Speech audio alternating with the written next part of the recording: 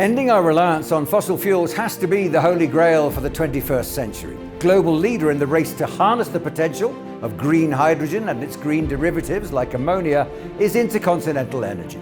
Hydrogen is the lightest element. It's colorless, odorless, tasteless, non-toxic, and highly combustible, except when combined with nitrogen, which may be the key to decarbonization of some of the most pollutive sectors. I'm Andrew Wilson, and I'm in Davos to talk to InterContinental Energy President Alicia Eastman.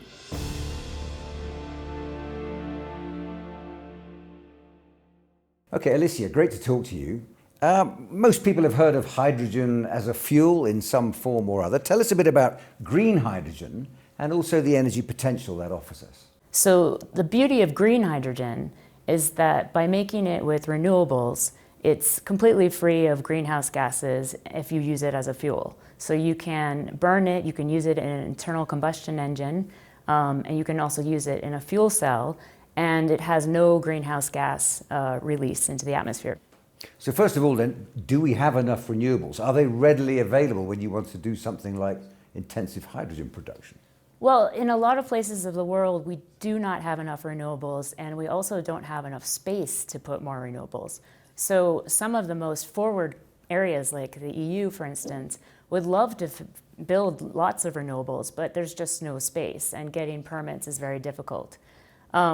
What a better solution is to put the renewables in the places where they are the cheapest to make, and that is generally coastal deserts, where you have a diurnal profile of lots of sun during the day and lots of wind at night. And that means you have constant energy and a very, very low cost. So we're already deploying renewables to produce different types of energy, electricity for homes, batteries, electric vehicles, and all the rest of it. Where does hydrogen fit into that kind of line of applicants to make use of that energy?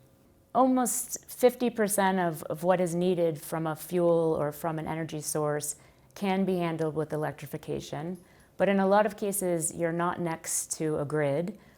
So you need to have a fuel that can actually be mobile. So for long distance shipping or for aviation or for even long distance buses, trucking, very heavy machinery, it needs a fuel. And that's what we've normally used oil for or even gas. In terms of the work that you're doing now all over the world, which partnerships have stood out for you as best illustrating the power of the kind of work that you're involved in? All of our projects are these ecosystems where, because we're so large, we can attract supply chain companies to build dedicated facilities, and we can also attract companies that want access to low-cost green power. But the most exciting part is really servicing the stakeholders that are part of the community. So in Australia, we are partnered with the traditional owners of the land. So our second project in Australia, the Western Green Energy Hub, we have a direct partnership. The Mirning people own a part of the project. They have a permanent seat on the board, and we have a charter with them so that we cannot do anything to their land that they don't agree to. This is really cutting edge for the world.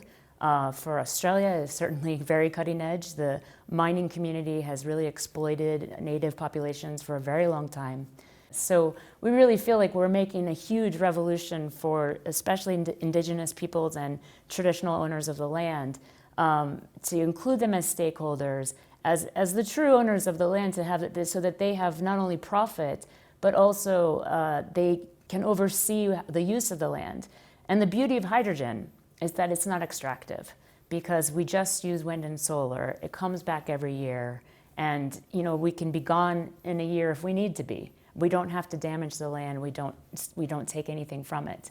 And so it's a really good fit for indigenous peoples. And all of that can be described as best practice as well. It's just the right thing to do. It's the sensible thing to do. But do you see it perhaps in terms of your other operations around the world? Do you see that ethos kind of developing within your organization and being applied wherever it goes? That is our ethos. Our ethos is to do the right thing because it's the right thing to do. And also it actually works out to be the easier thing to do. I think that a lot of people cut corners because they think it'll be cheaper or it'll be easier. But we really feel that by setting from the start, establishing everything done the way that it really should be done, and treating every stakeholder as if they matter, instead of just focusing on shareholders, we feel that we're maximizing the value for everyone, including the shareholders, not maybe by the quarter, but in the long term. So do the production of green hydrogen and green ammonia kind of go in tandem? Are they twin parts of the same manufacturing process? Absolutely. It's an integrated process. So upstream, we have the wind and the solar. Then we use that wind and solar, those clean electrons, we use that to actually desalinate the water. So we are always on seawater. We're not using any fresh water at all. We take in the seawater, we use that energy to desalinate the water. We also use that energy to perform electrolysis. And electrolysis is basically separating the water, which is H2O, into hydrogen and oxygen. After that, we have the hydrogen. We take that, we combine it with nitrogen from the air, and we get ammonia.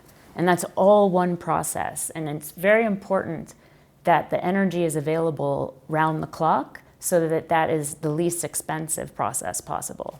I mean, do you feel optimistic about the possibilities for this science? Absolutely. When we work with a lot of these experts in the space, like the Maersk McKinney Moeller Center for Zero Carbon Shipping, they've been doing techno-economic modeling for the last 3 years, and they come to the same conclusion. Ammonia is the answer for the shipping industry. We have to establish a lot of policies and protocols, and we actually have to do a bit of lobbying to actually get the regulations we need to have this work smoothly. And right now, the IMO, which is the International Maritime Organization, they are very far behind the first movers in shipping. So the first movers in shipping, they want to meet Paris goals. And IMO wants to meet Paris goals in 2100. So 50 years later. Good luck with that. Yes. So that absolutely cannot stand. I mean, we need to have decarbonization faster. And thankfully, there are leaders in this space that are doing that. And so we're working with them. We need them to make much stronger demand signals so that the other shipping companies will follow them. And so that's something that we're working on together. And also to shape policy to make it easier for ship owners to choose a green product. Because the air is 70% nitrogen, and because we use seawater, and we use the sun, and we use the wind, we have infinite supply. It is one of the only solutions where we cannot run out of the supply. We will be able to make as much as we want.